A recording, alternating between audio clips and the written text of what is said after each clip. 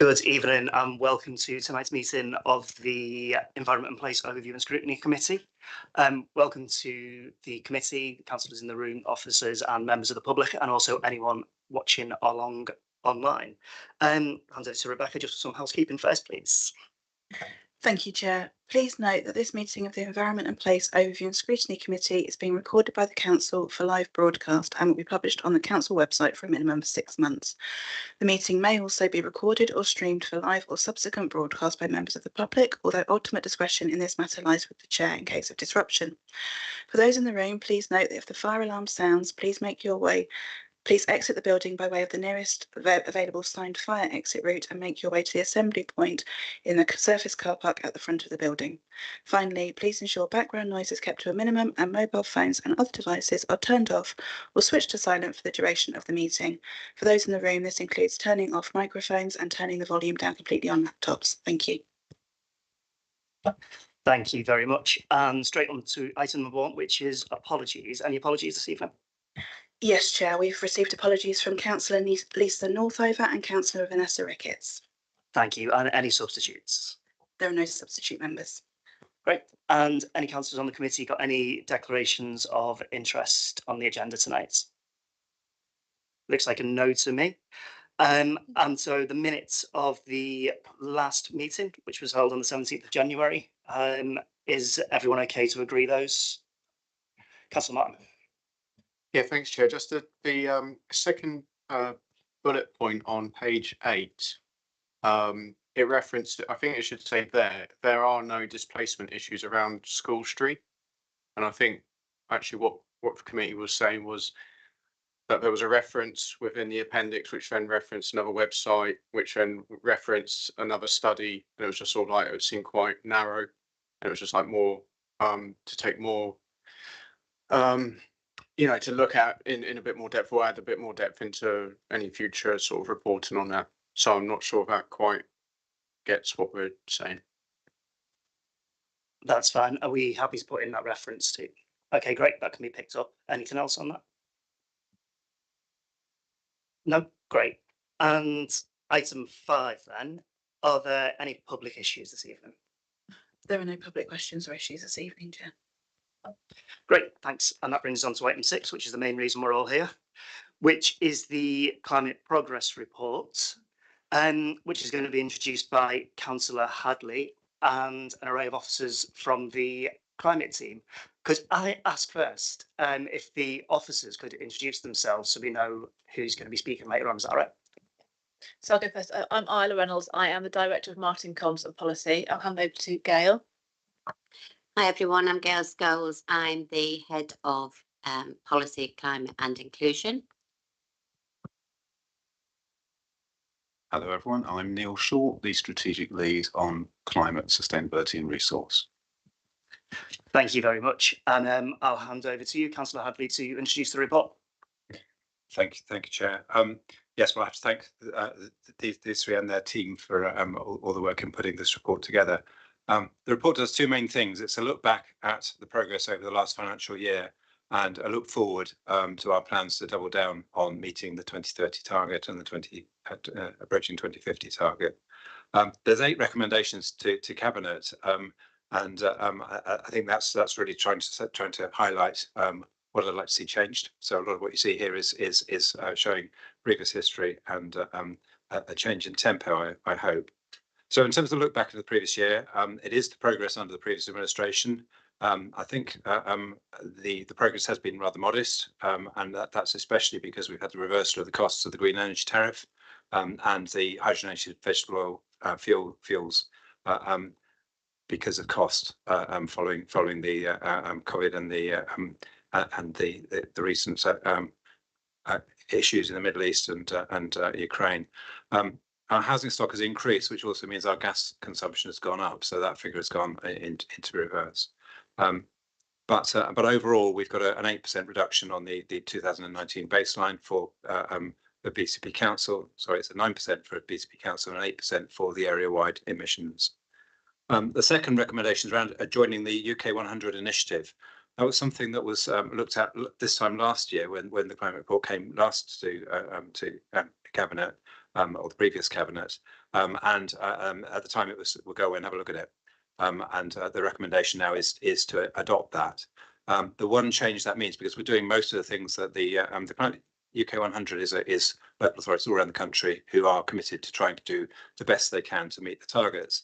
And the one target that we will need to change is our by 2050 for the area-wide target needs to be 2045 as an ambition for becoming a member of UK 100. That will enable us to access all sorts of information and seminars and opportunities to share knowledge and hopefully help us to achieve the target. The third one is really around agreeing proposals to set interim targets. I think it's really important that we do the things we can do early, because as we go forward, it's going to get more and more difficult to achieve the more difficult things. And there's the only problem with doing stuff early is we might save a bit more money and we might make a bit more progress. So I think the opportunity to try and do what we can as soon as we can is something we should be grasping. And as part of that, to have some clear targets about what those things are, so that we can get on with them and achieve those.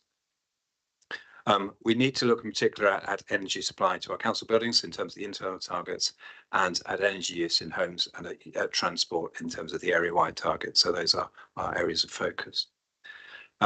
In terms of funding, we do have a reserve, which we previously had, but as part of the budget that was passed last Tuesday, that we have a reserve of £1 million, which is great news, to be able to spend on climate and ecological priorities. How we do that, so we're just working through the detail of right now, but part of that is thinking about an investor state rotating fund, so where we can get financial benefit as well as carbon benefit, that would be reinvested in further measures. So that's very key. And in order to progress that, we have a carbon steering group. It's variously named, I think, carbon neutral steering group in the paper, but I think it is about carbon reduction. The neutral might be a redundant word, yet to be finalised. We did have a meeting yesterday actually around the local area energy plan, and that brought together estates and housing and procurement and the climate team to really try and get some of that work underway. I think we also need to spend some time renewing our partnership with external partners. We don't have all the answers, and I think there are some organisations, I won't name them not to embarrass them, but there are some organisations that do some brilliant stuff within our community, and we need to share that expertise to act as a bit of a catalyst to trying to encourage others to move forwards, and that's something that has been a bit on the back burner for a while, and I think we need to get on with that again if we're going to achieve a 2045 target.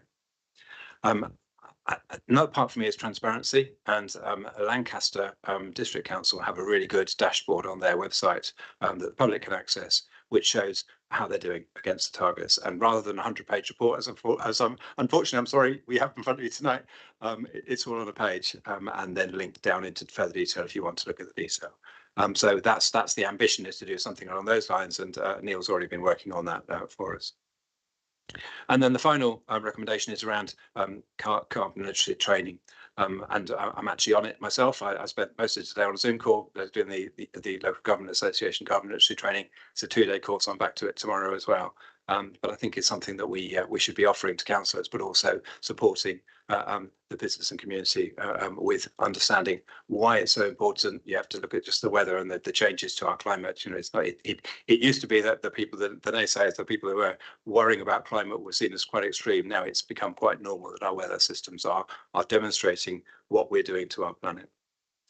So I think the report covers obviously the science and symptoms of climate change, what that means to the UK and locally, and we need to promote and make sure people are aware of that. There's lots of science. There are some counter voices, and we need to be clear about, you know, the merit in some of those arguments and why those things are as they are. Importantly, the ecological crisis hasn't received as much detail as it might, and we have a quote from the leader of the council in the report. In her lifetime, 2/3 of the wildlife species globally have been lost. Which I think is pretty stunning. You know, that we have lost so much biodiversity already, and we are one of the most nature depleted countries in the world. So there is in the report there is a beginnings of the dashboard, and there's also an image which I found helpful on page 41 of the papers of the different elements of the way in which we have to count our statistics to scope 1, scope 2, and scope 3. And I found that quite helpful in terms of my personal understanding of the interrelationship of those between what we have internally, what we procure, and what we output. So I hope that's helpful. I think I'll wrap up there, Chair. If that's That's fine. Thank you very much. Before I open this up to the committee, just to say there was with the papers we had Appendix 1, which was the progress report, and then Appendix 2, which was the climate cleanup team update. If we treat them as two separate items, and we'll introduce the climate team update as a separate item, so everything about the structure and the function of how the climate team's working, if we can hold the questions back on that until a bit later on and focus at the minute on the climate progress report, that'd be really useful. So I will open the floor up and see who would like to open the questions. If no one raises their hand, it's going to be a very short night. Councillor Taunton Gibson. Thank you. You can rely on me to mess it up for you. Just when I read through, I noticed the comment that Councillor Hadley just made about 9.9% decrease since 2019, so roughly 10% in 5 years if we do the maths, which would mean that by 2030 we'll do another 12%. And I just wondered, that's going to be a long way off our target. I just wondered what we were doing to gear that up. You might have mentioned something about that in comment about the previous administration. But rather than looking backwards, my question is more looking forwards. What are we doing to accelerate that? Because my goodness, we need to. Thank you. Yes, and I wouldn't put it all on the previous administration. I think the COVID crisis, the economic circumstances we find ourselves in have hampered progress.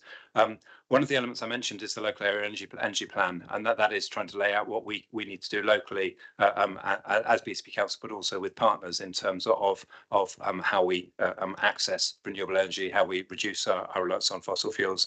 There is a decarbonisation in the energy supply more generally. But there is a real challenge for us locally in terms of access to electricity.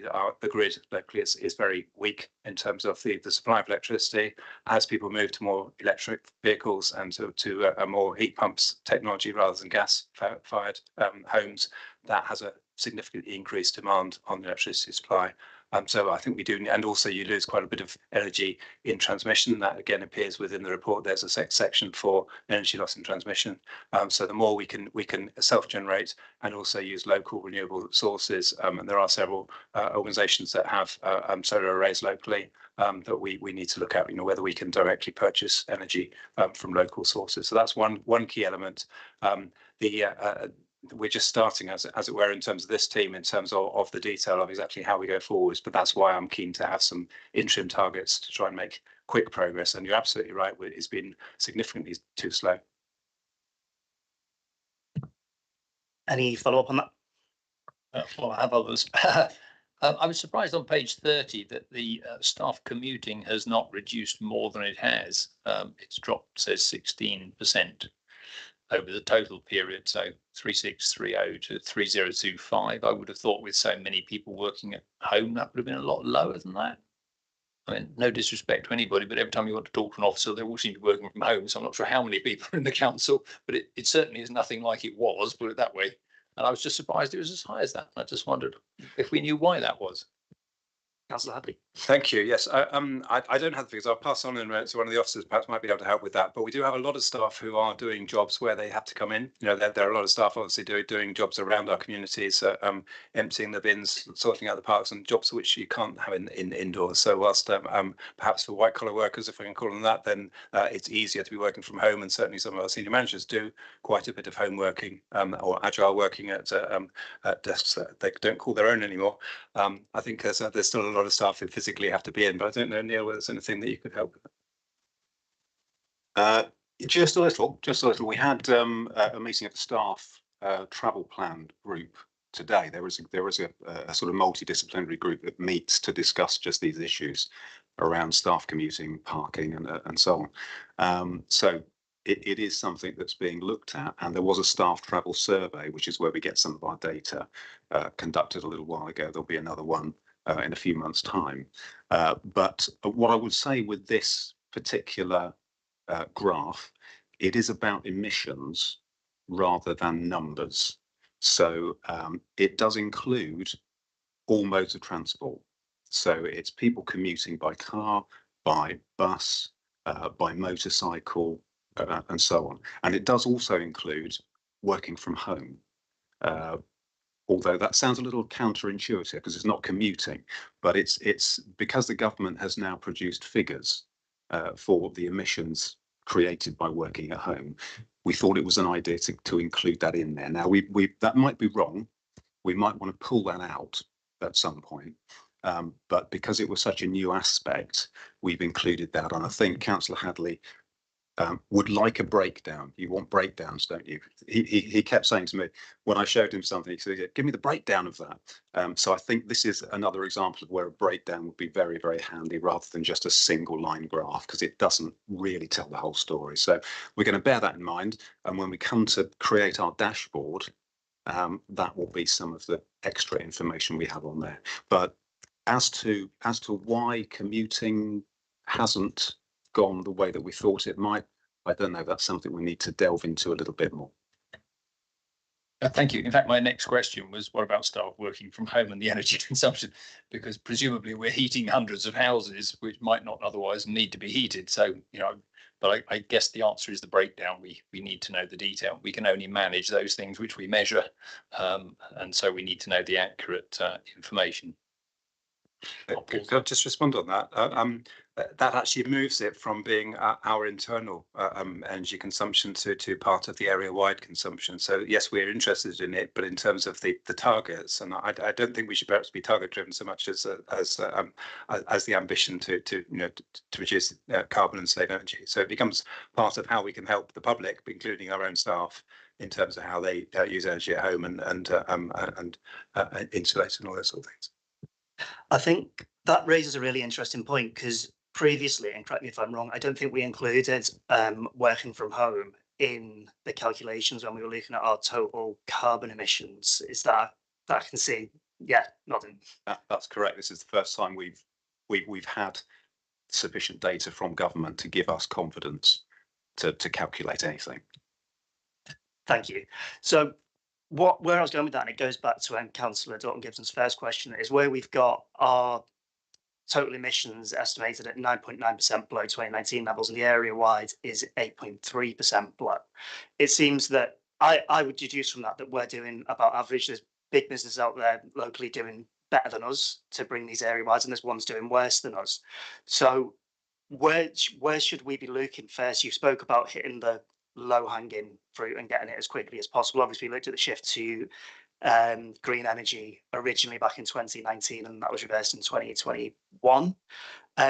Where should we be looking now? What are the priorities for accelerating BCP Council much further beyond the area wides, whilst we're pushing on this and leading by example in that area? So in terms of our own scope, it is around the energy that we use in buildings, and the biggest energy user is this building, or the complex, the town civic centre complex. We've identified the top 10 energy users. The second on the list in terms of electricity is a Two Rosemead Centre, which is a swimming pool and leisure complex in Christchurch. We have had some money from government to improve the thermal efficiency of that building, and we are hoping to put some solar panels on the roof to reduce the energy requirements of it further. But we are looking particularly at those large energy users, and that also includes some of the care homes that we support, and a few other buildings, some of which I wonder why they're that high up the list. But the largest one in terms of gas use, of course, is our crematorium at Bournemouth, and for obvious reasons. And that's again something that we need to look at in our longer term plans when we come to replace the current cremators, what technology we use and how we make that more energy efficient. Thank you. Next on the list, I've got Councillor Rice. Okay, Councillor Moore, you've been pushed forward. Yeah, well, Microphone, please. Sorry, yeah, I was going to ask about that page 60 with the annual electricity use, the 10 highest consuming buildings, because I can understand with with the civic centre, but what I couldn't understand was why are the car park high, and they've also got the travel. I'm being really parochial here, but the traveller site and Hatch Pond, why? Right. Well, Hatch Pond I can certainly help you with, because that's where we've now got 6 HGV dust carts that are electrically powered, and they are a big consumer of electricity. And there are other vehicles in the fleet that also, I think we've got about 60 vehicles now that are electrically powered. So they need to recharge, and they're recharging overnight. That's the reason the depot is so high.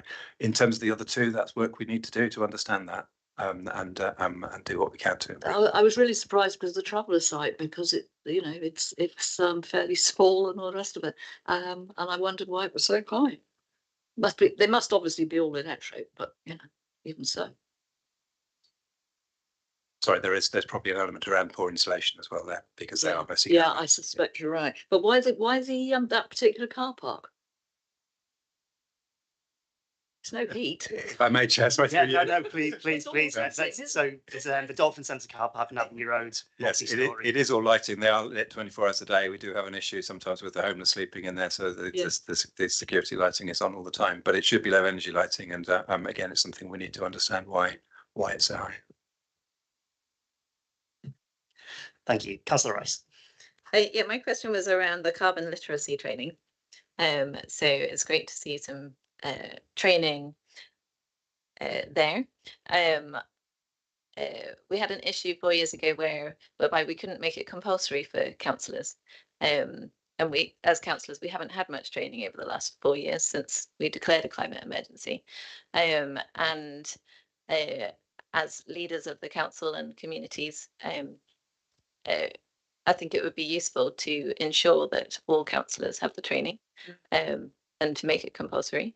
And then also with regards to the staff, having targets on the percentage of staff that also receive it, and I assume they'll be getting it within their normal hours, and to have targets within each team to ensure that the training is done. I was just wondering if there was any detail on that.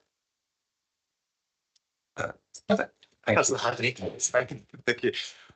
Yes, mandatory training is always very difficult in terms of what you can put into mandatory training. I think it would be great to do that, but equally, someone who's there against their will they actually pay any attention? One of my first actions when I took on this role was to forward to every councillor the workbook that was produced associated with that training, so they had that to look at if they choose to. I think we do need to find ways to encourage people towards it. Whether we can make it mandatory would be something we'd have to talk, certainly in terms of staff, we'd have to talk through with HR, because they have a lot of other mandatory training to do, but it is an important, significant thing that ties into our corporate strategy across the organisation. So to answer your point on the staff, Gail is actually preparing a paper right now to go to CMB to put it on the mandatory staff training for staff. So obviously we need to get agreement for that, but that's absolutely our intention. And I think further down the line, we would like to expand that training to and open it to local businesses if we can do that from that as well. So it's recognised that's a really key pillar. And I know that Councillor Slade came back from a peer review recently where that council had really successfully trained all their staff, opened it to local communities. I think that's a model that we want to learn from and replicate as much as we can. Yeah, that's great to hear. If we could have some targets, that would be really useful. Thank you. I'm not seeing anyone else. Councillor Adams. Oh, yeah, I'm sure you've got some smart questions, so I'll get the silly ones out of the way.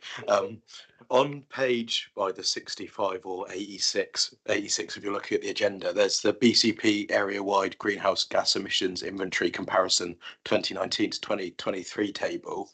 I was just looking at the information and stuff like, I'm going to use agriculture as an example, even though it's a tiny portion. It shows it's gone down 32%, but the same for all of them. To what extent is that sort of efficiency gains, or is it just we're doing a bit less industrial use and a bit less agriculture here, because obviously we still eat the same amount of food, but if we're getting it from somewhere else, just because we're not counting it here, it's still an emission, isn't it? I just wondered a bit if I could have any information about that, because I was confusing myself. Yes, that's a really interesting question, because some of these figures are taken from national figures and attributed out, because we can't easily measure them ourselves. And in terms of agriculture, we don't have an awful lot of agriculture within BCP itself. Obviously, we are buying a lot of food that's produced elsewhere. Again, I probably need to pass to Short to help you with that one. Yeah, thank you very much. Well, as Councillor Hadley says, we've calculated our area-wide emissions in a slightly different way this time around. Previously, the government has funded something called the Scatter tool, which was produced by the Tyndall Climate Centre in Manchester University, which was absolutely wonderful. But the data they used was always 2 years out of date, and they could only do it when the government funded them to do it. And so there were gaps. There were years when they just didn't do it. So it was great for us to have that sort of snapshot when we began this work. But we found ourselves this year in the position of not having that. So what we decided to do was go back to the raw data, the government data that the government produces every year, albeit 2 years out of date, but it's the best we can do. And so we use that data to calculate the 4 years that we cover in the report.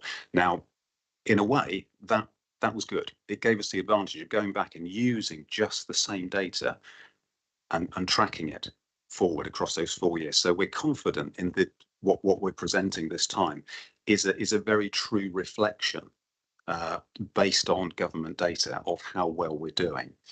With Scatter, there was a lot of assumptions, a lot of extrapolations and all sorts of approximations made, because when you're dealing with that sort of data and you're trying to express emissions in a particular way, but you don't know passenger numbers, say, or what exactly is going on, you do have to guess a lot.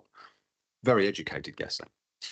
So this time around, we've gone back, looked at the raw data and calculated it ourselves on that basis. So yes, it is a little bit different to previously. And in terms of, Councillor Hadley mentioned scope 1, 2 and 3, the direct, the indirect and so on, those emissions. Scope 3, Scatter calculated for us. Now we are not in the position to calculate scope 3 because it's basically everything else. In very basic terms, it's waste, it's water, it's whatever it might be.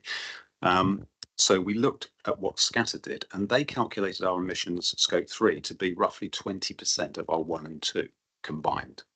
So we have simply done that again. So hopefully that sort of explains if people were wondering about those things. But in terms, because we've taken that data, in terms of breaking down into agriculture, industrial buildings and so on, what we're talking about when we look at those are mainly the scope 1 and 2 emissions. So it's gas use and electricity use linked to agriculture, industry, commerce, etc., like that, with the exception of issues like livestock and forestry, because obviously we're looking at other things there. If it helps, I can provide a much more sort of detailed breakdown of exactly what that would be. You can see in our graph, they are fairly small numbers when we get down to issues like that. But I can provide something after the meeting maybe that will give more of a breakdown and an explanation of those. Would that be helpful? In very, very, very simple terms, yeah. Yeah, do you want to follow up on that? Yeah. You've squeezed out the most technical answer so far after your But and similar note, but a bit different. And I'm going to use an example in Councillor Herritt's ward. But when they did the resurfacing of Ensbury Park Avenue, they originally used contractors from Essex. Are the emissions in getting a contractor from Essex rather than a more local one calculated? And are they included in any of the figures that we use? And if so, are we not looking at using more local contractors, or can we not because we're tied into requirements to get best value and stuff? Because it seems to me pretty ridiculous that we have to get someone from Essex. That can't be good for the planet when there's plenty of people that could probably do a bit of tarmac in Bournemouth and probably Kinston. But Councillor Hadley, I think that's one for you. Thank you. Yes. Yeah, it's a really interesting question, and you're dead right. It does come down to procurement rules. We can try and put local supply as one of the quality standards within procurement, but ultimately price obviously has a significant part to play. On some of the transport and travel work, and certainly when they resurfaced Wallasdown Road, they were using the aggregate that was already in the road and churning that up with some new materials in order to create the new surface. So that reduces the number of lorry trips hugely, because you're not having to take material off site to put new material in its place. And I can't remember, I think with Enderby Park Road, that was the original plan with that road. I'm not sure where that was, what finally happened, because there were issues that the original contractors had with it. But yes, I think you're absolutely, we should be trying to encourage local supply, not least because that keeps money in the local system, because those people are then going home and spending their money locally, and that just keeps it within our area rather than going home to Essex and spending in Essex. Not that there's anything wrong with that, but so I think there's good reasons for trying to go for local supply, but we have to do that within the rules of public procurement, which is anyone can bid, and taking the best value, which will be lowest cost plus quality standards we have in the invitation. That does lead on to something which I wanted to talk about actually, which is the procurement side of things. I don't know whether we've got the right mix of officers here to answer it, but procurement in general, as it's done on, like you said, national policy, which we're looking at, that surely is there a way that we can change the routes which procurement are done through in order to bring carbon and climate and emissions into it as part of the procurement and take account of that? And when we're going out and looking at new framework agreements, can they be built into what we'd be doing with that in the future? Yes, I think there probably is a question for procurement in terms of exactly the rules that they work to. It's certainly an ambition that I have, and I think I can speak on behalf of our administration that we would like to support the local, for the reasons I just said, the local businesses to be in the mix. But I think our procurement team, not least because post Brexit, all the rules have been changing a bit, and they have to keep up with that and advise the council on keeping the right side of the law, frankly.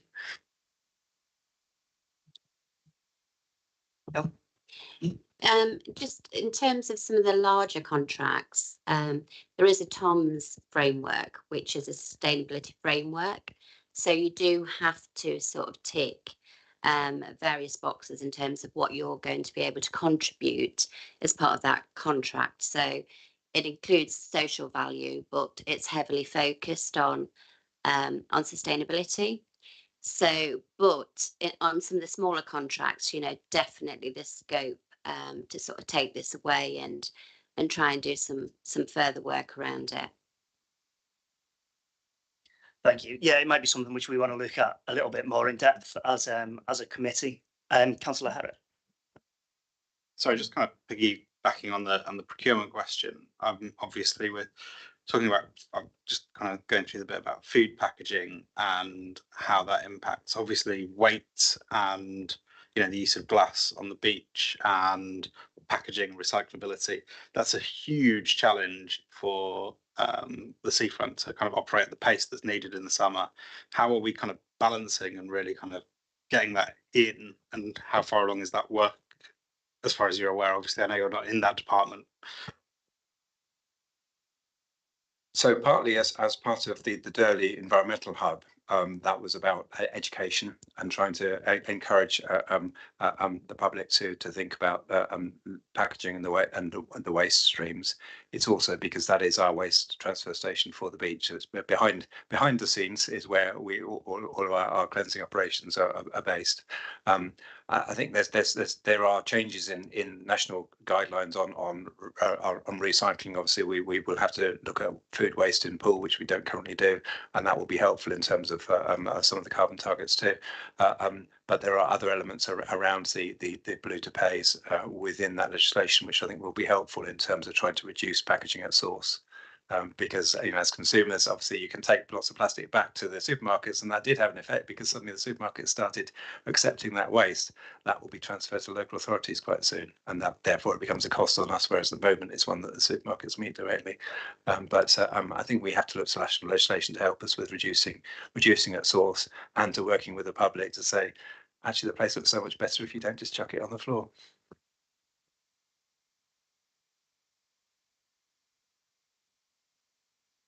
I can come back to you in a minute. Yeah, that's fine. Councillor Rice, I see your hand there. Yeah, just leading on from the procurement issue. I've heard some really good work being done by other authorities when they look at combining all of the large organisations that are based within a community and cannot move away. So it's called an anchor institute, a procurement model. So, for example, the universities, secondary schools potentially, local authorities, NHS, they're all organisations that have to procure and they cannot move away. So bringing those organisations together and building up those relationships and trust so that then procurement can be done on a much larger scale. So, for example, the hospital at the moment will order all of its food from one organisation and it can come from anywhere in the UK. However, if all of those anchor institutes came together and they could then order cheese, the order for just cheese would be large enough that they could then decide, okay, let's procure Dorset cheese. And so, and that could be done on all sorts of different levels. I'm not sure about the tarmacking, how many other organisations have to do tarmacking. Probably the BCP Council is the main one, but there's a lot of different procurement aspects. And so I would like to propose that we ask the administration to look at progressing this type of procurement relationship with all of the large organisations locally. It was something that I looked into 4 years ago, and there was a lot of enthusiasm with local organisations, but there wasn't the leadership to sort of take it forward at that time. Obviously, everybody is very busy, everybody is very stretched. And at that time, our targets were new, but now pretty much everybody has climate targets. They're also realizing that they have to start doing things differently. And so I would really like to see whether there is support in the room for that type of progress from the administration or from the council. Okay, is this something you want to put forward as a recommendation then for from us? Yeah, does anyone want to add anything to that? I think it's a really good idea, and if we can save a few bob as well, it's a win-win-win. If you're buying 100 tons of paper or trying to buy 10,000 tons and dish it out, if people wanted to work with us, then it's a no-brainer. Obviously, they might tell us to do one, but it's definitely it is worth asking, isn't it? And the other thing is about local job creation and local job security. Yeah. Okay. Do you want to try and summarise that in a brief sentence or two and email it across to us, and then we can take a vote on it once we've got the wording right? Does that sound all right? Yeah. Oh, great. Any other questions, Councillor Dalton Gibson? On page 67, as in agenda page 67, the very bottom of the page, it says total refuse equals energy from waste and landfill. I just wondered if you could explain what that was meant. I did wonder if it was meant to be emissions from waste and landfill, but I know you do have waste from energy or energy from waste plants, so I wasn't sure quite which one we were talking about. Yeah, Councillor Hadley, is that you or Neil? Do you want to? Yeah, I'm going to have to pass it over to Neil. I mean, effectively, we don't run the energy from waste. We pass that over to private organisations, so it wouldn't be within our own. Yeah, that's right. So this is the section that's looking at our emissions from council building waste, and the graph at the bottom there is splitting out the waste that we send for recycling and the waste that we send for disposal or other treatment. And so it simply describes what goes to recycling from council buildings is what we would call the regular recycling. I'm looking around for the bins over there. So the dry recyclables, the glass, the paper, the plastic, the tins, and so on. So it separates that from our confidential waste. We have a separate bin for the confidential waste. So it just describes what's in that waste stream. In the other waste stream, we've got simply the landfill, what goes into the general rubbish bin, as people would term it, which would go to landfill. But some of it, when it goes to the facility that separates, because even the rubbish gets separated out and treated and looked at. So some of it will go to landfill for sure. Some of it has a calorific value, so can be burned to create energy. So it simply describes that waste stream being split into those. Does that answer the question? Yeah, well, it confirms it was meant to be energy. My question off the back of that, having confirmed it is energy, is do we subtract what I'll call the benefit? In other words, is that what I'll call a gross carbon? But if we're doing that, we're presumably not needing to burn a gas power station. So there's a net value as well as a gross. And I just wondered which it was showing. Yeah, I would say that we're not that clever, probably. When I say we, I mean I. We're not clever enough to do that. But that is an excellent point, because we could well that could well assist us in our other figures. So I will certainly do my best to find out exactly what happens to that, so that we can balance the books a little better. So thank you very much for that, pointing that out. Thank you. I think just building on that a little bit, I mean, looking at those graphs which are there, obviously we can see why the greenhouse gas emissions fell between 19 and 21, and then they never quite built back up to what they were. So something's clearly gone right in that department there. So I think that's worth looking at how that is. And I think going through the report, we can see that we've changed like paper use and things like that and reduced it by a significant amount, which would add to it. But it is a significant drop, particularly when you also look back at the tons of waste which we're producing as well, recovering and then dropping back down. So whatever is happening over there, I'd probably say keep doing that, or keep going down that. I saw a hand behind me. Councillor Rice. Yeah, well, I still didn't understand the second graph on page 46, the greenhouse gas emissions from waste. And the total refuse equals energy from waste. Do you mean the carbon emissions from waste? Well, no, as we just said, what the graph does describes that particular waste stream, but the graph shows carbon tons of carbon dioxide equivalent from each of those waste streams, from each of those activities. So the red line shows the emissions from treating what we're throwing away as refuse, whether it goes to energy from waste or whether it goes to landfill. That's the amount of emissions released from that. And the blue line shows the amount of emissions released from the activities to recycle the other waste stream. So maybe if the sentence was total refuse equals energy used to process waste and landfill. Would make it That's correct. Okay. Yes. Because that's so confusing. Energy from waste is now such a commonly used term to produce energy. Maybe, yeah. Excellent. Okay. We can improve this even more. Thank you. That's what we're here for, right? Anyone else? Yes. Can I just question whether that's actually what we mean? Because I don't think this is the amount of energy that we use to process the waste. In a sense, we're not measuring the diesel going into a lorry to move stuff to landfill or whatever else. I mean, I went on it when I was a councillor before the recycling centre or waste processing centre in Magna Road, wherever it is.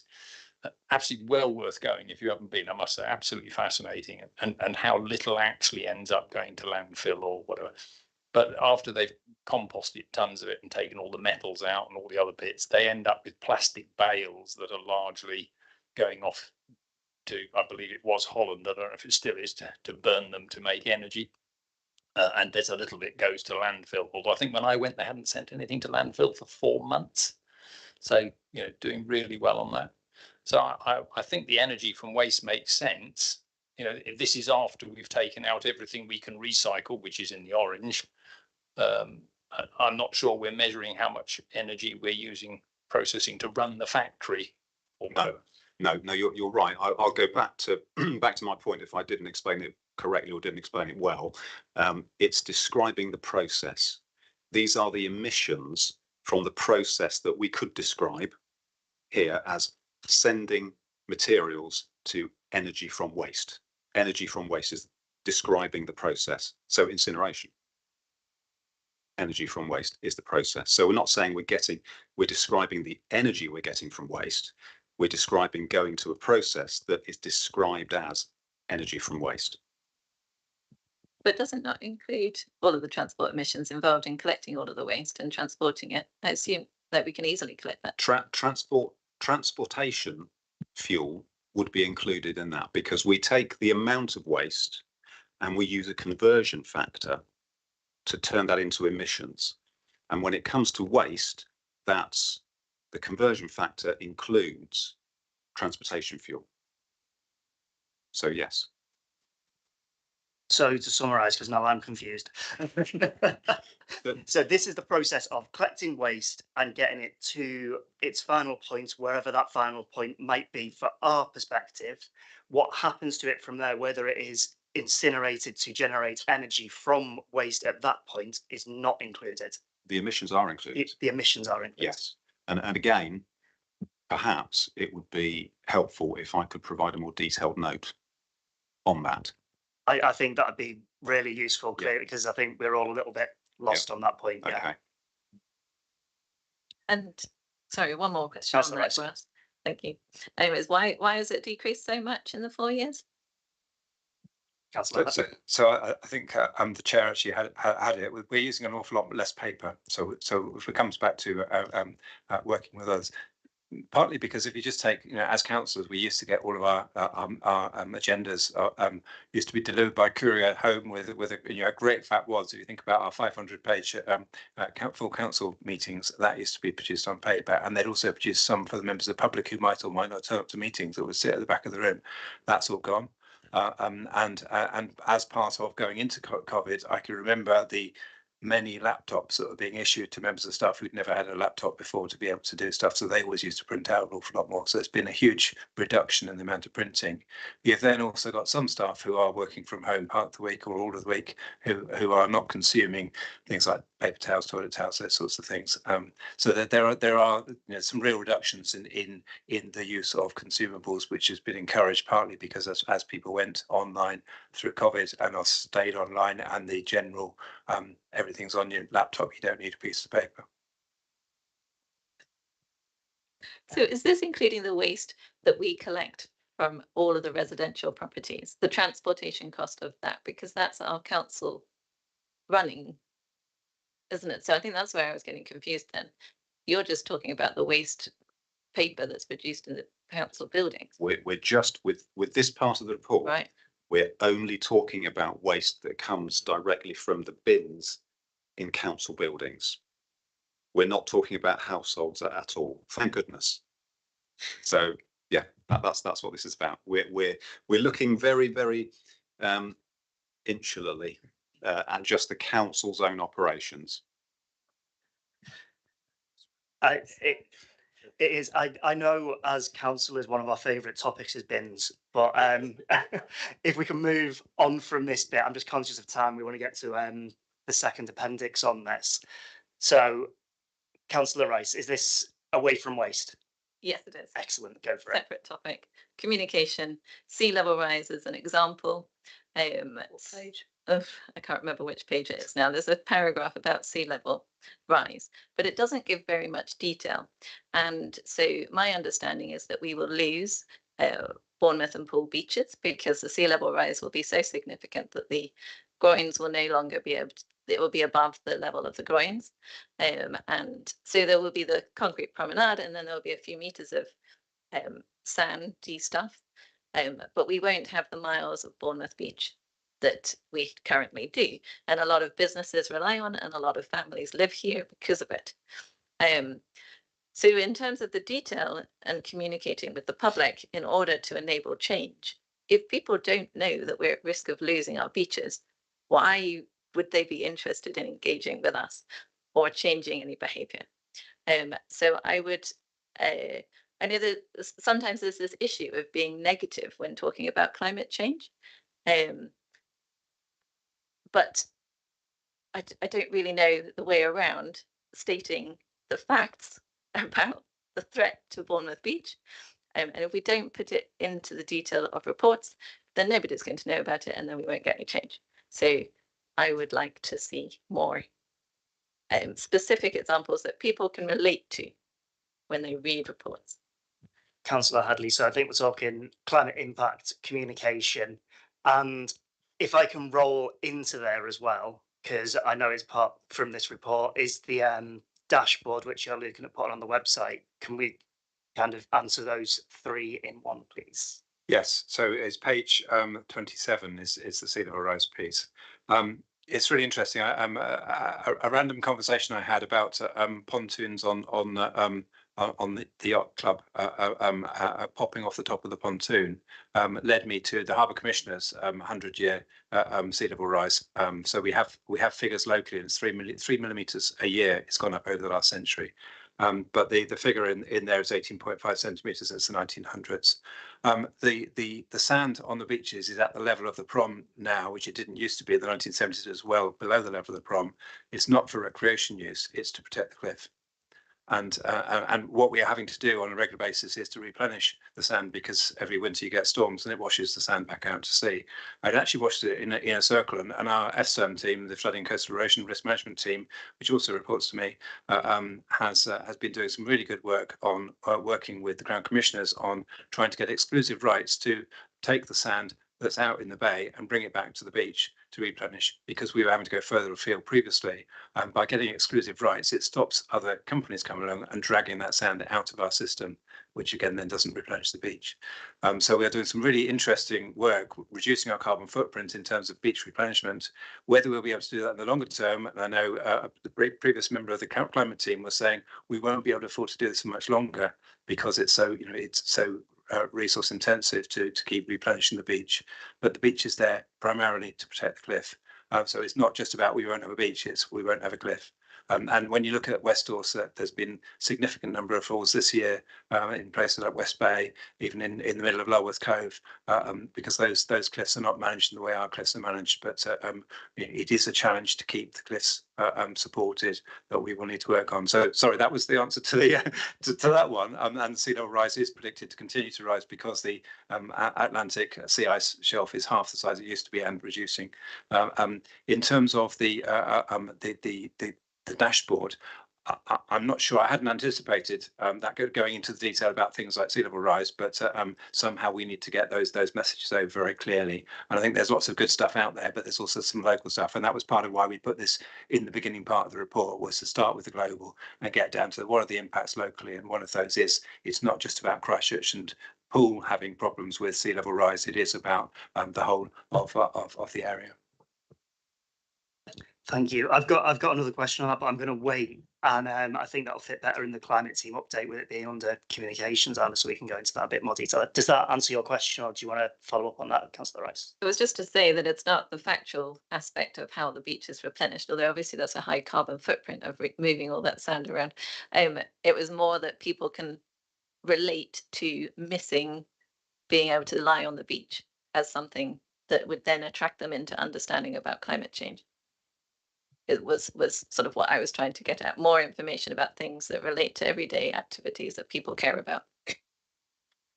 It's part of our tourism attraction is the beach, and there is something about the big parts of our economy do rely on that. And actually, if people are coming to the beaches here and not flying off to Spain, then there's the impact of them not taking a flight. So that it's a real a lot of this stuff is about a balance of priorities. While the beach is there, we obviously want to promote it as being something that people can come and use.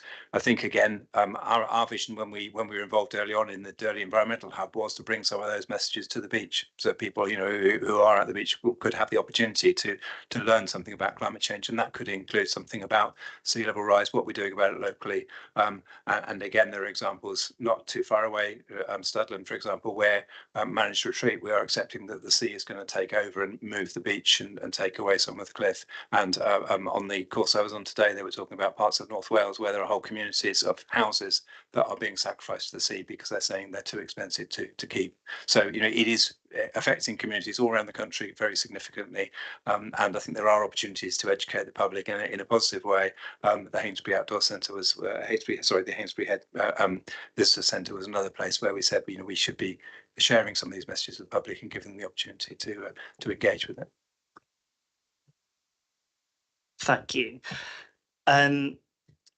Yes. Go. On page 51, we've got council's greenhouse gas emissions by activity by year, and by quite a country mile, the leased out properties lead in our thing. And I just wondered whether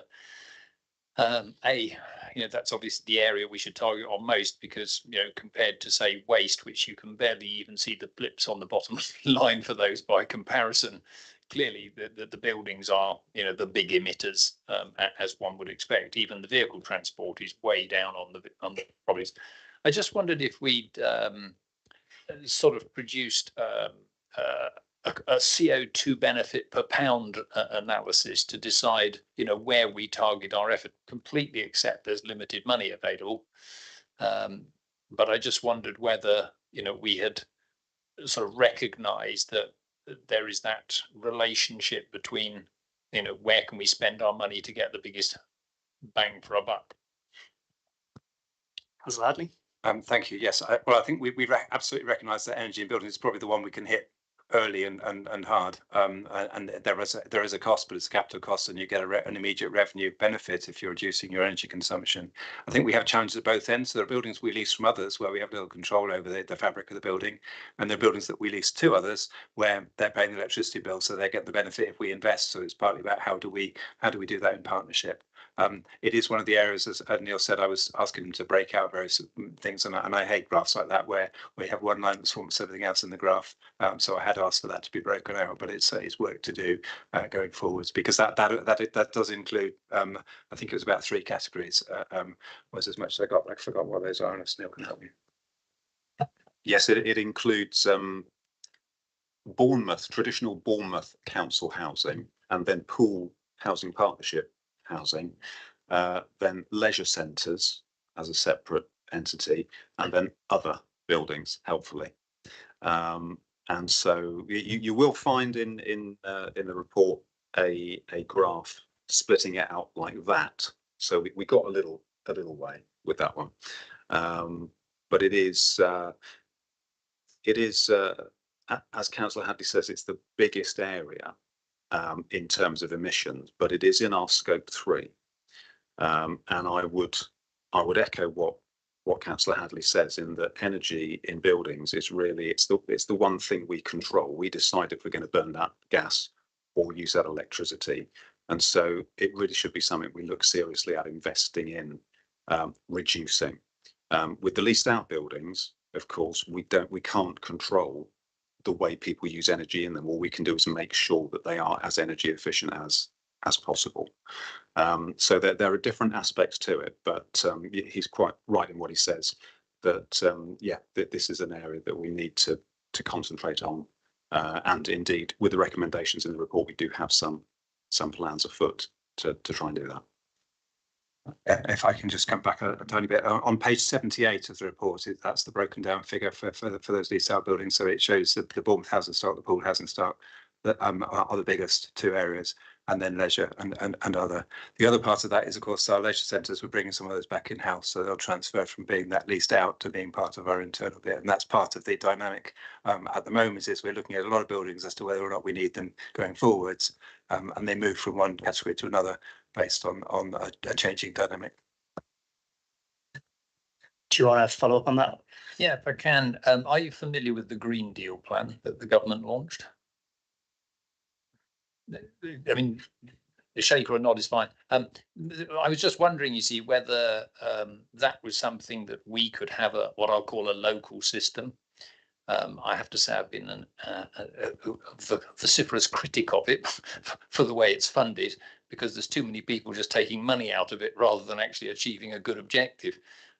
But in principle, actually, I wonder whether there isn't something we could do even with the council houses, because if we, for example, said to tenants, we'd like to improve the energy efficiency of your house, and we guarantee that the savings on your utility bill will pay us back whatever we've invested, they get a nicer, warmer home to live in, less condensation, damp, mold, etc., and we get an improved energy stock.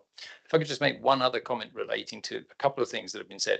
For my money, I'm not interested whether this goes off our scope 2 to 3 or not. At the end of the day, if we're still polluting, that's still wrong in my view. We need to move away. And I don't think us saying, well, we'll put that out, it'll be scope 3, it's not ours to worry about. It is ours to worry about.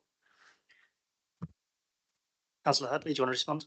Yes, I guess if we're spending capital and needing to find to fund that capital, then there is something about where it sits in terms of who gets the benefits or whether we get the benefit or not. But certainly on our housing stock, we have put solar panels on many roofs, both in Bournemouth and Poole. It's historic. It's the old councils that did that, and partly at the time they had fit payments, and we took the fit payments, and the resident got cheap energy. So it was a win-win in that regard. And I think, you know, to update that and to look at those houses that still haven't got panels on, of which there are some, and improve that. So within the HRA, within the housing revenue account, there is a fund for things like better insulation, and that is something that as a certainly in our new stock, we're trying to build a passive house standard. On our existing stock, the retrofit is more difficult because you have to displace people to do major work on their homes.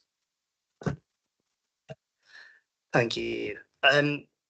I've been quite quiet up to now, but we've been going for an hour and I've got a lot of questions I'd like to get in. So I want to give 3 fairly broad ones, and then probably look to draw this bit of the meeting to a close and move on to the next in maybe 10-15 minutes, something like that. So this, and I appreciate that this is the climate progress report which we've had. In previous years, when we've had the climate progress report, we've also had the climate action plan come to us as well. I feel like that is missing from here, and I know that we've got the 153 points, which we originally got in 2019, 2020, I think, and I can see that we've got ongoing and on track complete, but no timeline to when we're going to be delivering on what this is, which is a route to net zero.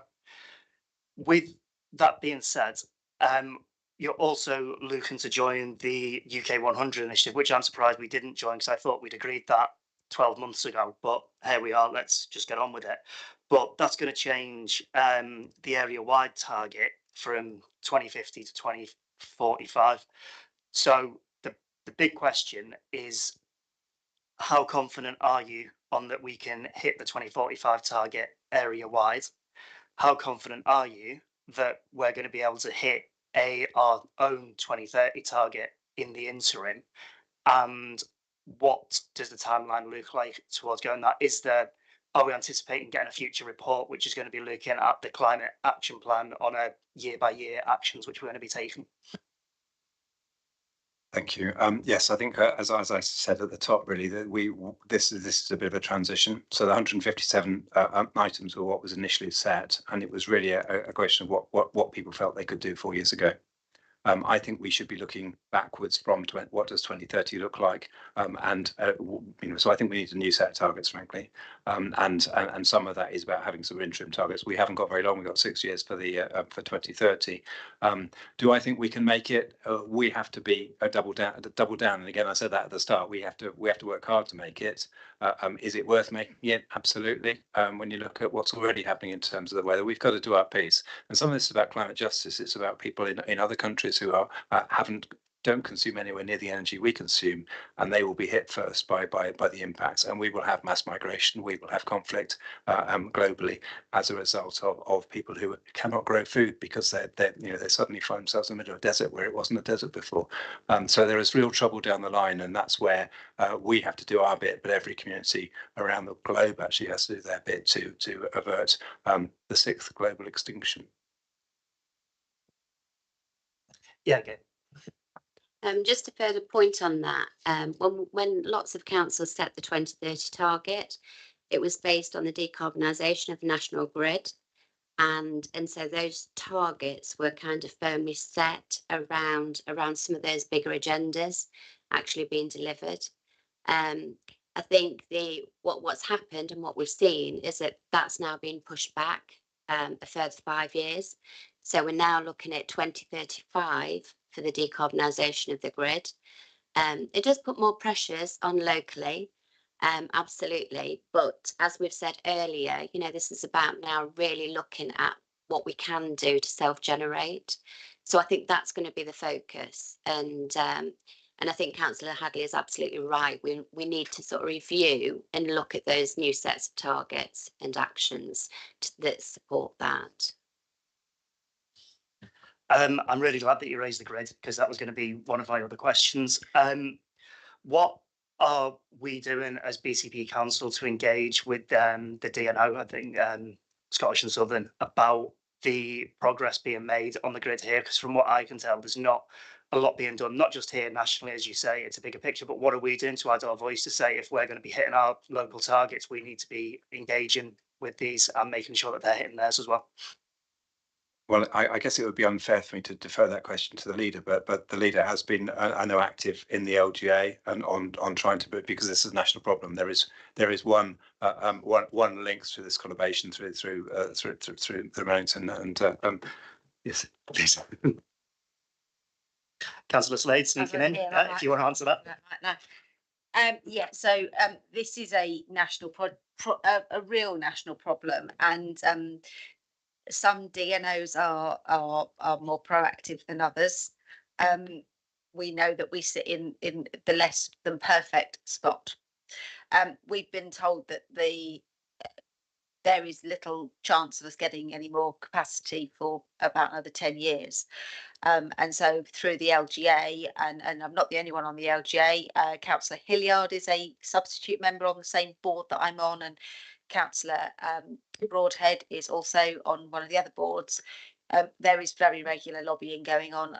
We were supposed to have a minister coming to our last meeting, but he didn't turn up. So yeah, there isn't an awful lot of point us doing any more lobbying as a council, because it's much bigger than the council. It's about the whole area getting enough capacity to build anything. The solution in the short term is to create networks that can supply and use the power in the same location, because that avoids the need to have to wait for those grid capacities to come down. So we will do as much as we can, but we will keep on lobbying. We really need the government to pick this up. The fundamental problem is that the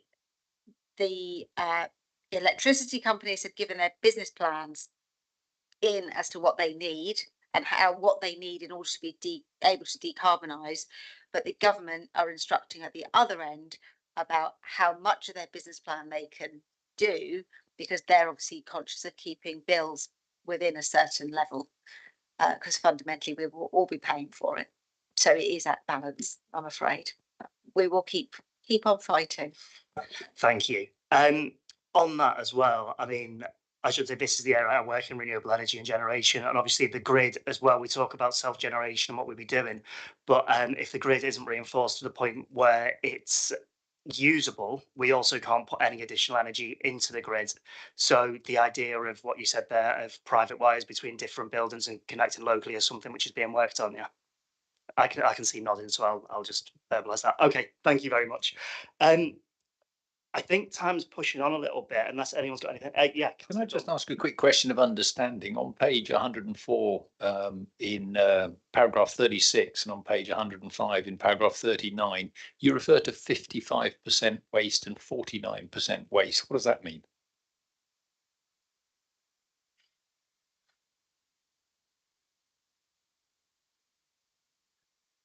I can see some scrolling going on, so hopefully there'll be an answer coming shortly. Councillor Hadley. Well, actually, the action there was around something my predecessor in the administration 2019, who was in the room, started up, which was about reusable cups in beach cafes. Councillor Rice started that initiative a long while back. I'm not sure what the percentage there is, but it sounds like Neil's got the answer for me. I do. This is possibly something that's not very well explained, which I know will surprise you. But it actually relates to something that is mentioned in here. This action plan went out to public consultation to see which of the actions the public would most support. And the references there relate to that, but they are little orphan references that aren't very well explained. So again, I apologise for that. But basically, where you see a percentage and a word, it falls under the waste section, which is not surprising because this is the waste section. And it had 55% of respondents either very strongly agreed or agreed. So it was a positive response. So that gave us the confidence that this was something that we should look at seriously. So that's what that relates to. Councillor Slade, do you want to comment on that? Yeah, not specifically on that, but in relation to this document, because I just wanted to give a bit of feedback that when we first saw this document, I think there was a sense of we can do much better than this.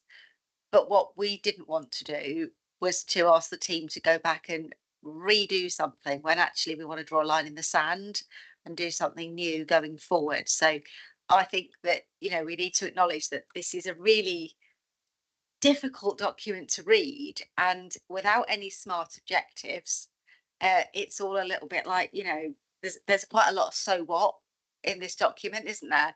So yeah, and we said, what do? Do we bring the document as it is and go, well, it is what it is, let's actually move forwards and actually plan what happens next to be much easier to understand and much more defined? Or do we ask the team to just rip it up and do something again when it's actually looking backwards at stuff that we haven't done? So I just wanted to sort of put a bit of a thing in saying this document isn't the best document in the world, but it was working from old information and a transitional phase to what we want to do going forward. So it is interesting. There are a few things where that has carried through. I'm sure there were numbers attached to everything else originally, but Neil's taken it on a journey, really. Yeah, I think we do appreciate this document. And I mean, especially the work that's gone into doing it and how difficult it is to kind of quantify and qualify everything which is in it. I think anyone who's been listening online or trying to follow along tonight without having this in front of them has probably seen us jump around between about 50 different topics very, very quickly. And we could quite easily, as a committee, cherry pick any one of those and easily do an hour, 2-hour session on just these individual little bits. And I think it highlights the importance of what we're trying to do as this committee as well. And receiving this annual report gives us hopefully a way where we can come back together when we go into our work planning and see actually where do we want to focus and where can we add value and kind of help shape this in that way. I do want to draw this bit to a close now, but we have got the amendment of what Councillor Rice, you want us to take as a recommendation to Cabinet. Do you want to just read that out and we can see if we agree or debate it a little bit, if you've got it in front of you? Microphone, please. For the administration to focus on progressing an anchor procurement partnership for the BCP area. Does that sound about right? Sounds okay to me. Councillor Adams, did you still want a second? Yeah, any debate on that from anyone? Okay, in that case, is there any dissension? I think we can do it by hopefully. Everyone happy? Okay, then I'll take that as a to Cabinet when they meet next week. I think it is. All right, brilliant. So thank you very much for that. Thank you. And we're going to move on to more climate things. And Appendix 2 in our documents, and this is the climate team update. And Isla, are you going to introduce this? I'm going to introduce this. I have got a couple of slides, but don't worry, it's not death by PowerPoint. But I thought some of the stuff would be useful to be able to see. So I think Claire's going to drive for me, so I can see my notes. Yep.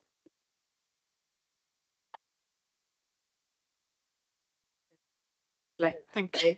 You can pop it onto the next slide. So we were just going to update you on where the climate team is. So we about just over 9 months ago, the climate team moved into a new department which combined communications, marketing, policy, inclusion and diversity, and the climate team. And I think the thinking behind that was that while the climate team was in an operational team of environment, actually it was kind of out on a bit of a limb. It didn't necessarily have the access, the easy access to the corporate wide influence that it needed to have. So it's been moved into the corporate centre. It's embedded within the policy team. It sits alongside comms and research. It gives it some quick access to really key corporate services. So Councillor Rice, you were talking about the importance of having a really clear narrative and how we talk about it. Sitting alongside comms will help that. Education and research and collecting data, really key, sits alongside our consultation and research team. So just kind of in proximity of the same directorate is really helpful, but it also gives us the ability to work across the whole council, because the team that sits under me deals a lot with the kind of the policy and the data and the research, and enables other teams like infrastructure, like environment, to deliver some of the kind of operational and ground elements of what we need to do. So we've also seen from that we've embedded sustainability into the corporate strategy. So my team leads the corporate strategy work. That's been embedded in the strategy from the vision down. From there, we can work on the foundations and the framework and get the right stakeholders in place, and that's both kind of within the organisation and outside the organisation. And importantly, part of my team's job is to look for funding opportunities. We already talked about the kind of challenging financial environment that the council works in, but there are a lot of funding opportunities out there that we can progress our work with. And also it is about setting those clear milestones and those interim targets that we've already talked about. We know we need to accelerate in all these areas, and so this is right now is about putting some clear structures in place to do that. Go to the next one. I'm in a slightly tricky position at the moment because I'm literally midway through a service restructure. So we finished consultation a couple of weeks ago, and I have not announced my final structure, so I can't show you the detail because I haven't announced that to staff yet, and we're still just finalising that structure based on feedback that we've had. But this gives you an idea of where we are in terms of where the team sits, and that we kind of split it into two areas broadly, one looking at our own sustainability and one looking at our area sustainability and the work we need to do. So for us, it's about looking at the opportunities with our own corporate buildings, our housing stock, local plan, transport, and then also grabbing the funding that's available. And then we'll also have resource to support our regional wide partnerships as well. I'm not going to spend a long time on this slide because I think we've talked about quite a lot of it and it's already in the report, but I just wanted to kind of give you an idea of the 4 areas that we look at. So it is right now about making sure we've got the right foundations and governance in place. I know that's not necessarily super exciting, but it's really clear that we need to make sure we've got targets, that we've got a pipeline of opportunities, that we're setting up the right governance internally, and that we're talking to the right stakeholders, partners. We've got projects on the go. These are just a few examples, but I want to make sure that you are reassured that we're not just stopping everything or we get frameworks and governance in place, that we are still absolutely moving things forward. We need to accelerate that work. We're also doing a lot in terms of studies and research for that longer term impact. So making sure we have the data and analysis we need to make longer term changes to how we do things for the area. And then there is a big part, and I know Councillor Hadley is really keen on this, around that education, promotion, but also that behaviour change, which I think Councillor Rice, you again talking about. How do we get more people into active travel? How do we get people understanding the climate emergency and really responding to it? And that is from my point of view, can be heavily influenced by my comms and marketing teams. Last one, if that's okay. And so I thought I'd put something in here about how we hope to work with you and what you can do for us. Is always an ask. Of course, please hold us to account. I don't want to teach you to suck eggs. Of course, you would do that. I think, Councillor Rigby, you've already talked about that the report has lots of elements that we could deep dive into and look at, and I think we'd really appreciate your expertise and insight and challenge on those. Please, I know you are, but please help us celebrate our successes and highlight what next steps we need to do. And that's not just in this room, but in the communities. We've talked about the development of the dashboard, which Neil is already working on. I think we would really appreciate bringing that to you in iterative steps rather than as a kind of complete thing, so that you can help us develop it. And the same with the next annual report. We want to make sure that this time next year, you've got a report that really tells you the story that you and helps you hold us to account more. So I would like and appreciate help with developing that. Absolutely interrogate the milestones and the progress we're making, help us develop policy, and of course be advocates. So that's, I just want to set the scene and open it up for questions, really. Thank you very much. Councillor Hadley, did you want to add anything to that? Cool. Okay. If I can start rather than wait until the end then this time. Can I go back? The way that this team is setting up now, it feels from that brief presentation, and I appreciate that staff don't know a lot of things yet, so there may be some things which you can't answer, and in which case just say we can't speak about that at the moment. Can I ask two things? One might be a bit more for Councillor Hadley, and it's on the carbon neutral steering group. How's that integrating with your new structure? Who is actually going to be part of that? Is that officers? Is it councillors? What levels of staff is that going to be in, or what levels of councillor? And also, what you just said there feels more like a people-based approach to this, rather than, I think historically we've gone a lot into the minutiae of trying to get the correct numbers and figures and put things together about exactly what we are trying to cut back on, you know, what the carbon emissions are, how we reduce them, and looking at it purely from a figures point of view and trying to step back on that rather than engaging with people. Is that more of what the intention is going forward, looking at this not as, oh, we've got this to get here? It's like, how do we embrace everyone? And if we're causing pollution, how do we stop it, rather than looking at the full spectrum of numbers that we've had previously? So that's quite a lot there, I know. That's fine. I will hand back to Isla because I see she's itching to say something. The climate group is an officer group, and part of that is I guess, as the climate team, it covers so many areas of the council's business, and yet we can't deliver an awful lot directly. We have to work with others. So your comment about people is absolutely right. That, you know, the climate team has the capacity and the enthusiasm to try and bring together the right people from across the organisation. So on the local area energy plan, I mentioned it already. You know, we had 3 separate teams who have responsibility for procurement, for housing, for energy, and estate. And get them all working together on the agenda that we need them to work on, and we need to do that across the board with a number of areas. But that energy and use of our buildings, and understanding which of our buildings we're retaining, which of our buildings we're leasing out that are important, and using energy, and how we account for the money that we spend. So I think there's a lot of partnership working and a lot of working through other people and with other people. That group's an officer group. There is separately the area-wide group where we need to work with other organisations across BCP. There was previously a couple of meetings, I think one on Teams and one physical before COVID, and we need to get back to that, and that will be a different group.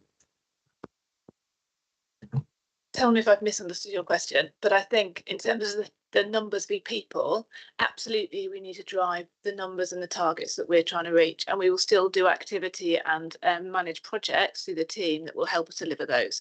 But I think we know as a climate team sitting centrally, we have never and will never have the resource to do everything ourselves, and actually we will fail, because the places where we need to make the biggest difference, like housing, like our commutes, like our travel, actually we must work with our infrastructure colleagues, with our housing colleagues, because they have the communities and expertise to be able to deliver that.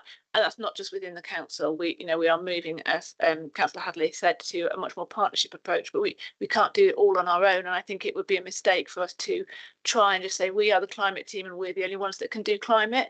But we mustn't lose sight of the practical things that we can do. And I think that's part of setting up the frameworks and that good governance, to understand what we as a climate team can deliver and should do and should lead, and what we should be working with, supporting, enabling, or letting other people get on with because they're really good at, both in the council and beyond. So that kind of hub and spoke model is what we are working with, and it will need to flex depending on what we're trying to achieve and what the project is. Have I answered your actual question? Yeah, that's exactly the answer I was kind of looking for, to be honest with you, moving away from siloed work. And Councillor Slade, did you want to add to that? If you don't mind, so Isla's already referenced the fact that I've just done a peer review on North Somerset.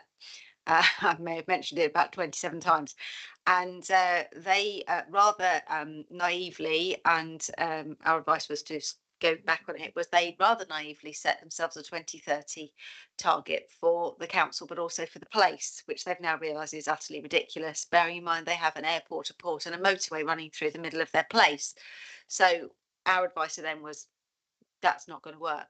But they have done some incredible things to lead through their council, and climate literacy was the game changer, which is what I came back singing the praises of, because what they've done, although they only have a climate team of 3, and they are a smaller council than ours, but you know, it is their number one things everywhere you go. What they've done through that climate literacy course, and I think Councillor Rice, they've had about 300 people go through the programme, including about half of the councillors, is they have changed the mindset of the officers, so that when officers have got queries about climate related things, they know who to come back to, and it's sort of becoming embedded through each department, and that feels like there's much more integrity around that than having a climate officer coming and inspecting you all the time. And I'm having come back and talked with them about what they did. I'm hopeful that that's the sort of model that Isla's team is going to lead. Yeah, Isla. We have to work that way. Like I don't see any other way of working with a relatively small team, and we are kind of putting more resource into the team in terms of people. That's part of the restructure, but we absolutely have to do that. And part of the advantage and the opportunity of it sitting in my team is that we are the team that communicates, that sets the corporate strategy, that does the internal comms and the external comms, and has the data to be able to reach the right audiences with the right behaviour, because behaviour change is so key, both internally and externally. I am the person that all sits under. So, you know, ultimately that plug-in is right there, and I hope that is going to do some of the acceleration that we need to see. Absolutely. Thank you. Councillor Hadley, before I bring you in, can I just ask you to clarify when you answer on the carbon neutral unit? You said it's an officer group. Could you just say is that service directors, or is it champions within departments, things like that? Yes, it's not actually quite been set up. I've got to pass over to Gail, who's setting that up in terms of exactly who's going to be invited. I was just going to say, and as the leaders highlighted, you know, the issue is really important. We had a session back in 2019, led by Councillor Rice, with a lot of senior managers. I can't remember; it was about 50 to 100 people in the room, and it was great in terms of empowering people and giving them that permission, really, to think about how their service could be reimagined. And as part of the challenges that we face financially in terms of putting the council on even keel, we finally got through a balanced budget and hopefully a balanced forward plan that allows us to say, well, what do we want for the future in terms of the ambition for this council? And I hope we will repeat something like that event to re-enthuse people that there are some things that they can do and they can lead, because as Isla said, we don't have the capacity to do that. We need people to step up individually and to feel that to own it. Yeah, go. Yeah, just to add to that point, I mean, it is going to be a senior officers group, because the officers that attend that meeting have to be able to make some decisions, you know, so we don't want kind of, you know, officers that are just going to sort of sit there and then have to sort of take stuff back to get approval. So it's absolutely set at a senior officer level. Thank you. Councillor Rice, your name's been thrown out there quite a bit. Do you want to come back in? Well, just on that, how many members of staff are we talking about? Yeah. For the group. So what we're looking at is probably one member of staff representing each sector. So if we think about the sectors and the thematic themes for those groups, we're talking about housing, transport, natural environment, buildings, circular economy. So talking about green jobs. But supporting that group, more importantly, we've got to have procurement, finance, legal as and when, but we don't want to sort of complicate things. So, but the idea of the group is that we are actually forming the actions that we can take forward. So that will be a space where we can challenge one another, you know, in terms of, is this going to deliver the quantities of carbon reduction that we need to deliver? We'll be setting those milestones. So, you know, we'll be setting the timeframes around that. So we'll absolutely have interim targets every 2 years. So we've got 6 years, 3 interim targets. So hopefully we'll have a list of actions and clear actions that we're going to deliver within that period of time. And then, of course, around all of this is cost.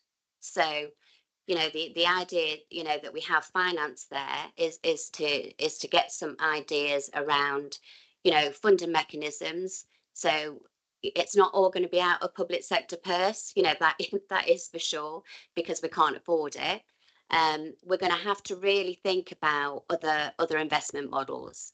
So picking up the point on Green Deal, I'm not an advocate of Green Deal, by the way, but picking up on some of those principles, you know, we are going to have to really think about, you know, because it's going to be a strategic finance decision, and what elements are going to be needed to be able to get that delivery plan into delivery mode. So so we're expecting really good things out of the setup of the group. And it needs to be set at that higher level, and that's the reason why. Because we've got to get on with this. You know, we've got no time to sort of dilly-dally anymore. We've really got a lot to deliver in that 6 years. Councillor Rice. So the other thing that was in your report, it was that you wanted councillor engagement to inform policy development. I was just wondering how there wasn't any mention about a workers members working group. So I was just wondering how you envisage that happening. That's a really good question, and I think we need to have a look at it. But I know what I probably need to do is work with Democratic Services, whether we use this group or whether we set up a working group as well. So I think it's something that we'd take guidance from, if I'm honest. Councillor Slade. Yeah, I mean, I think that's the whole reason why we set this Overview and Scrutiny Board up, to focus much more closely on this, and to encourage Chris and his team to, you know, to advise how best it works for members. So I think the best person to talk to would be Chris, to see whether it's something that wants to sort of hang off here. Obviously, you looked at those themes before, and if the team want to deep dive into those, it seems sensible to go at an early level, as we're trying to do across all areas. So I think Chris is your main man. I feel like there'd probably be some appetite in this group for that, yeah. Anything else, Councillor Rice, do you want to add? No, well, it just links into, yes, it links into the work that we've been doing in Overview and Scrutiny, that we want to be involved early on. We don't want to be seeing things once they've already been decided in pre-decision making. We want to be involved right at the beginning. So yeah, I don't imagine it will be a setup like this. It will be more informal, but that's what I'm hoping personally. But yeah.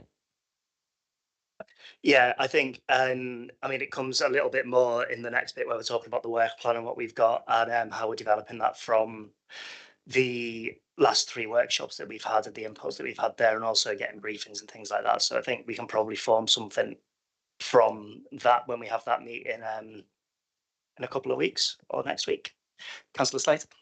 Thanks, Chris. I just wanted to give you that sort of like higher level sort of view of the last week. We spent, I think I referenced it in the leader's email, that we spent 2 days doing strategy work, going, there's the corporate strategy, what are the delivery plans, what does it look like, what are all the actions, and that includes the climate plan, but is the bigger thing. Now, what we've said is that we now know all of the work streams and all of the projects that the next 3 years need to achieve. And our ambition in the next, well, by the time we get to May, when all of this sort of should all hang together, is to be able to, without putting dates on it, but to be able to say, this is what the council needs to achieve over the period of this council until 2027. Now that is the sort of framework of the forward plan of cabinet and council for that 3 years. We're not going to say in May 2025 we're doing this, or in September, but it's these are the things that will come through perhaps during a half-year period.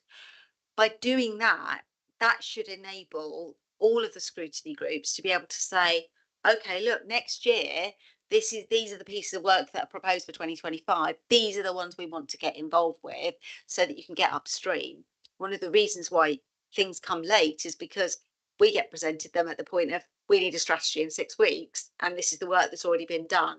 So we're trying to get upstream so that scrutiny can get upstream, and then you guys can do your overview and your policy work with us early on. So you know, we sort of got to get that framework in place, and then we can sort of take it back and run the council in the way that we all want to run it, so that it's, you know, it's a lot more member led properly, at an early stage, and then we don't have to unpick stuff at the last minute. Any other hands from the committee? I've never seen you all so quiet. This all sounds good in the way that it's being formed, and then with the carbon neutral steering group or net zero steering, whichever one it's called, along with the revised structure that you've got coming in. Looking at your thing, you had the priorities for getting training sorted, and that was going to be a big part of the engagement and that. And without putting exact times on it, when do you see this starting to be implemented, and when are we likely to start seeing the results of this change coming in that we'll notice on our day to day? So in terms of structure, like I said, we're midway through a redesign, which is part of getting the right resource in the right place. I'm hoping that we will announce that in the next couple of weeks to the team. Obviously, that is one part of the puzzle in terms of getting our processes in place as well, and some of the things that we need to do in terms of the framework.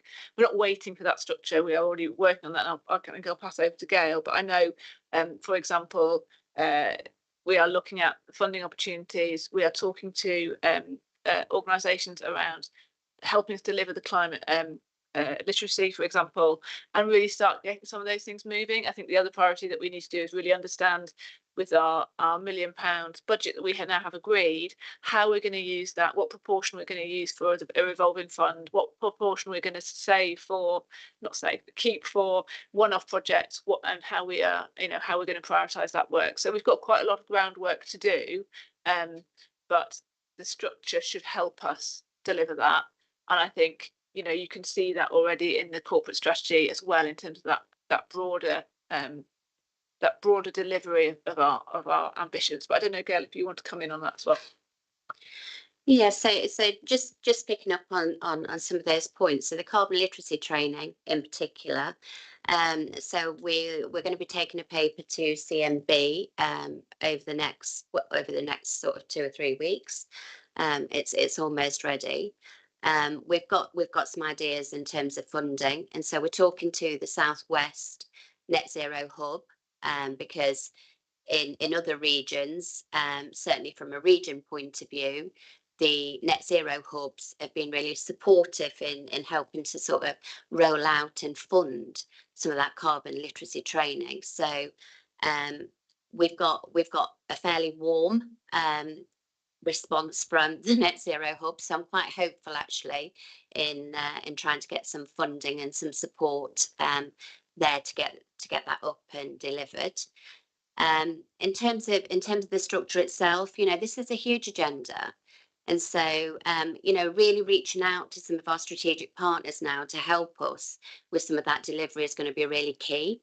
So certainly, the net zero hubs and, talking to some of the universities and looking to see what funding's already in place, looking to our other public sector partners such as the NHS and other groups, just to start pulling all of that into one place. And certainly the work that we're doing with the local area energy plan and the work that Neil's doing and the rest of the team is going to be critical, because that's actually going to start to sort of pull, some of that work into one place. And I think that's going to be really, really important.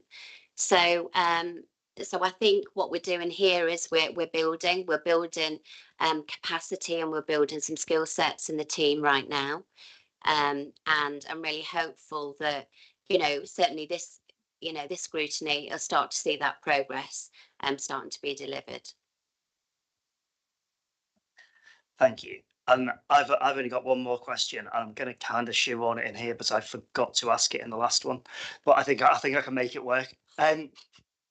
How do you see this impacting on the arm's length companies that the council has? So the structure here, can that be repeated into the various ones which we have fully ownership of, like I don't know, Seascape or things like that, which we've got there? Do you see the restructure here and being able to use the skills that we've got here to help them follow the same examples and get similar timelines to what we're going to be doing? I can take that one. Isla might jump in. I think that's why it's really important to start to look at the governance arrangements and some of those delivery frameworks, because I think this is about trying to put all of that in place to be able to start to roll this out. And I think once we've got some clarity over that, then we can absolutely start to extend that out and make sure, you know, that we're all sort of in the same place and accessing the same resource and skill set and capability and finance packages. So you know, it's going to be really important that this is a joined up approach now. So we do naturally have to reach out and extend, but also bring those arm's length companies into certainly some of the actions that we're going to be delivering. Thank you. Isla, did you want to add something? I just want to build on one tiny bit of that, and I think we've talked a lot about kind of hub and spoke with the sort of us pushing stuff out, but I think Gail raised a really good point there. Is we need to use that net zero officer group to also, you know, they've got their expertise that we can share across the team as well and build into our team. So it needs to be a two-way relationship. We should be looking at best practice from other councils or other organisations and absorbing that and rolling that out too. So I think we have to be really careful that we don't see ourselves as the experts just pushing out what we think is good. We need to have that feedback loop as well. Thank you. Anything else, Councillor Hadley? No? Anyone from the committee got anything they want to ask on this item? Or are you happy for me to finish this? Okay, great. That just leaves it with thank you very much, Councillor Hadley and all the climate team for that. I think it's been a really useful session for us, and hopefully we can get a little bit more out, and we'll probably see you many more times here, I think, in the coming year. Thank you as well, Councillor Slade, for coming in and adding in there as well. So the next item I have got on here is our forward work plan. We are being asked to consider and identify the priorities for the next meeting. We've got nothing at the moment on the forward plan for our next meetings. We have got a working group coming up where we're going to be looking at that. And we have had a submission for scrutiny from a member of the public, Mr. Harper, on the use of chemicals by BCP. So we'll be able to bring that and consider that at our next work plan meeting as well, which I think is in the next 2 weeks. And then we can see what we're taking forward to our next meeting on the 15th of May. Now, unless there's anything that anyone on the committee wants to add now, which you'd like to be considered for that meeting. Otherwise, Lindsay, I see you've put your camera on. Would you like to add anything? Yeah, thanks, Chair. I wanted to talk to you around recommendations B and C in your report. So are you happy that you've discussed A, and do you want me to carry on? I think we're fairly happy with that. Yeah, if you'd like to carry on with B and C, that'd be great. Thank you. Yeah, so I'm going to talk to you a bit around the workshops that you've held recently and the output of those workshops. I appreciate that many of the people in the room were present at the workshops, but I don't think that all of you were there for all of them. And what you're being asked to do through recommendations B and C in your report is sign up to the output of those workshops, which were around your work planning and good practices around work planning.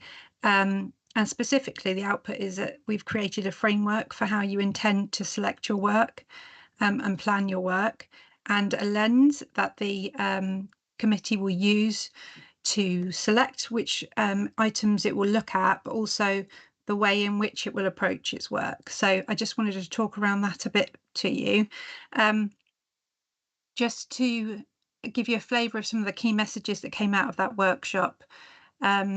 It was very clear from the outset that you wanted to be member driven. There were lots of suggestions and enthusiasm, and you were quite clear as well that you didn't want just to be officer driven in what you're looking at, but that you had suggestions you were bringing forward from your wards and your insights. So that was really positive, because scrutiny should be member led.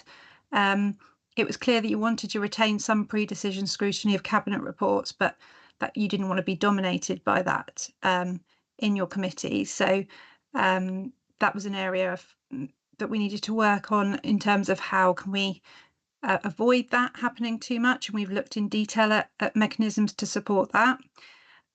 For this committee, it was very clear that you wanted to focus on climate and sustainability, and that's been really helpful because that's already set up in effect in the way that the committee is structured. There was a lot of discussion around the need for trust and information sharing with the executive, the interdependencies between scrutiny and the executive, and as we've just talked about in the last item, a knowledge of what's coming up to be able to support you to plan your work. And there was an appetite for working in different ways to free up space for that proactive work, and a real sort of desire to crack on with lots of the meaningful suggestions that came forward. So just to pick out in terms of the framework, which is at Appendix E to your report, that's the coloured appendix. Scrutiny in that framework has been split out into proactive, reactive and pre-decision scrutiny. And I won't go into the detail of that because it's all set out there, but I wanted to really bring out what this means for you as a committee and as committee members. What does it mean for your time and how you will be working? So the key thing really was that in order to be able to progress more of your proactive, your deep dive type of scrutiny, you need to be able to find some space in your total resource to do that. So the suggestion is that, following good practice, to move some of your work into a more informal space. So basically the good practice rule of thumb is, if it's information giving, do that in an informal way, do that in a briefing, and reserve your committee time and your working group time for where you can form meaningful recommendations and really do some detailed work. So we're suggesting in there that you set up a series of briefings, have them in your calendar, and then use them when you feel that you need to bring forward some information, when you want to understand what the direction of travel is in decisions, when you want to get in early and understand what's happening. And that should help to avoid bringing cabinet reports forward just before cabinet because of a lack of understanding of what that information actually is. And only those cabinet decisions coming onto your agenda when there's a real crucial need for that to be scrutinised before cabinet. So that's the first key element to flag with you. The other one is that there was an undertaking to review information outside of meetings on an ongoing basis. So there's a whole suite of information you could be looking at around performance, finances, obviously information that's more particular to this committee as well, that will allow you to horizon scan and then see if there are any red flags arising. And that falls into the category of reactive scrutiny. So that's the type of work where you will bring something to committee only if there's a real issue and you can see that it's arising through the year, and you reserve a bit of time on your agendas for that. In addition, there is a lens that's drawn up and written into that Appendix E. So that's very much based on sustainability for this committee.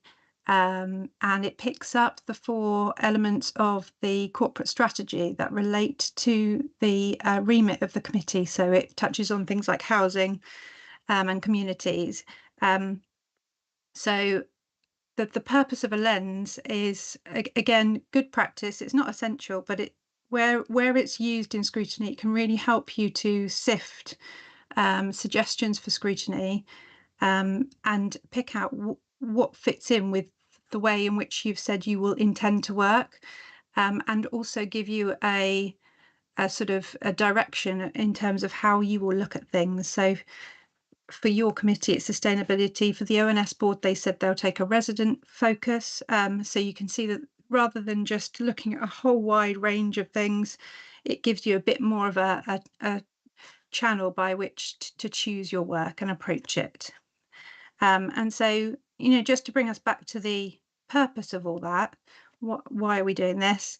The aim is to really get you to a place where you have the time in your total resource to do that meaningful deep dive work, where you can come up with recommendations, smart recommendations that will lead to some change that are addressing things that aren't happening elsewhere within the council, and where you can really add value to things that perhaps are already in train, but there's a particular piece of work that you could do to enhance that.